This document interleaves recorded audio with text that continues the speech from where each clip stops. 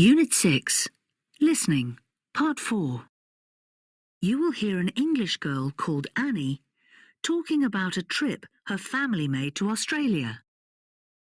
For questions 1 to 7, choose the best answer, A, B or C. Play the recording twice. You now have 1 minute to look at Part 4.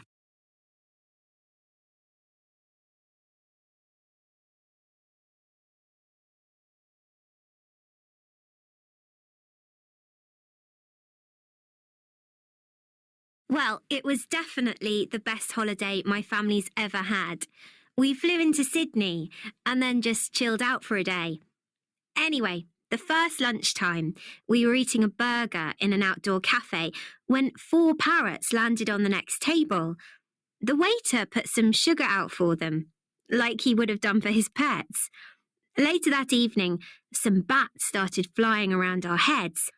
Everyone makes such a fuss about them here in the UK. People are scared of them. To Australians, though, they're just part of the scenery. And I realised that they're used to having animals around. Town and country are all kind of mixed in together.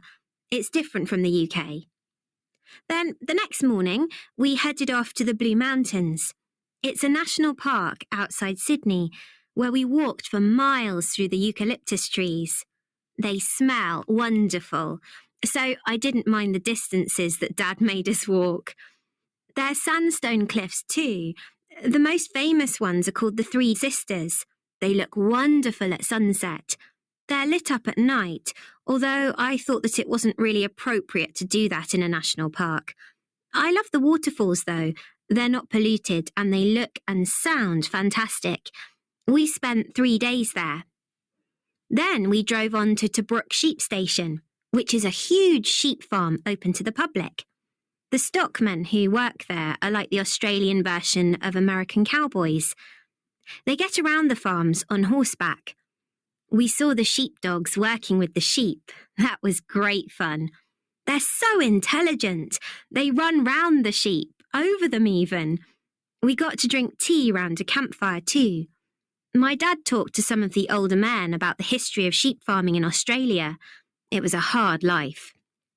Anyhow, we stayed at the farm overnight.